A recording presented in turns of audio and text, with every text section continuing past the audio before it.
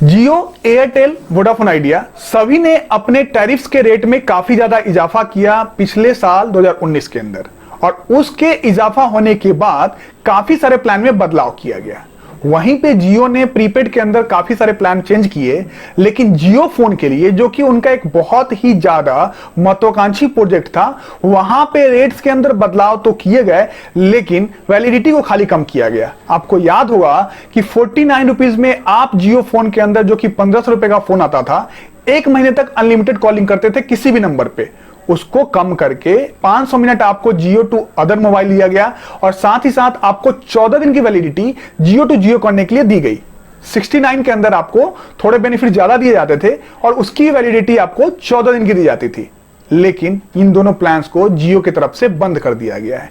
अब क्या कारण है कि जियो इस तरीके से दो प्लान्स 49 रुपए का और 69 रुपए का बंद कर देता है, जो कि काफी पॉपुलर प्लान थे और इन प्लान का इस्तेमाल लोगों के द्वारा किया जा रहा था। अब इसको थोड़ा समझने की कोशिश कीजिए आप कि जियो के द्वारा और एयरटेल के द्वारा, साथ ही साथ वोडाफोन के द्वारा लगातार बोला जा रहा है कि पिछले कुछ समय से कि उनका अपना यूजर जो पर रेवेन्यू आ रहा है उसमें काफी कमी आई है, और उनको बढ़ा के वो 300 तक ले जाना चाहते हैं। 300 तक कैसे लेके जाएंगे? रिचार्ज की वैल्यू तो ऑलरेडी बढ़ी हुई है, लेकिन इन लोगों को 2 बार और बढ़ाना है, जैसे कि बात चल रहा है पीछे से, और कोविड के कारण रुका हुआ है। लेकिन प्लान्स के अंदर बदलाव करके ये काम तो किया जा सकता है। रेट्स को नहीं बढ़ाएंगे, लेकिन चीजों को चेंज तो कर सकते हैं। एक तरीके से रेट बढ़ाना ही हुआ।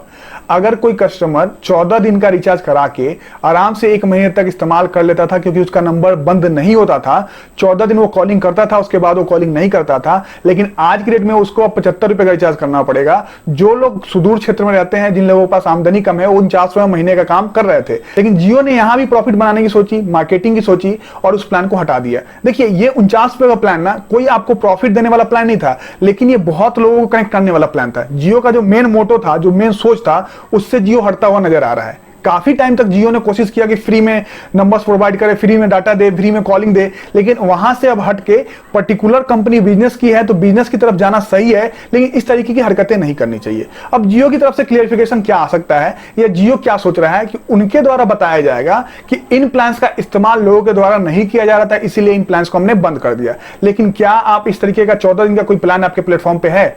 आपके प्लेटफॉर्म पे कोई भी प्रीपेड रिचार्ज प्लान आज की डेट में 14 दिन का नहीं है। वो कोई भी प्रीपेड प्लान हो 14 दिन 24 दिन से स्टार्ट होता है और वो आगे की तरफ जाता है। ये सब मार्केटिंग का एक स्ट्रेटजी है कि कैसे रेवेन्यू को बढ़ाया जाए और किस तरीके से लोगों से ज्यादा पैसे लिए जाएं।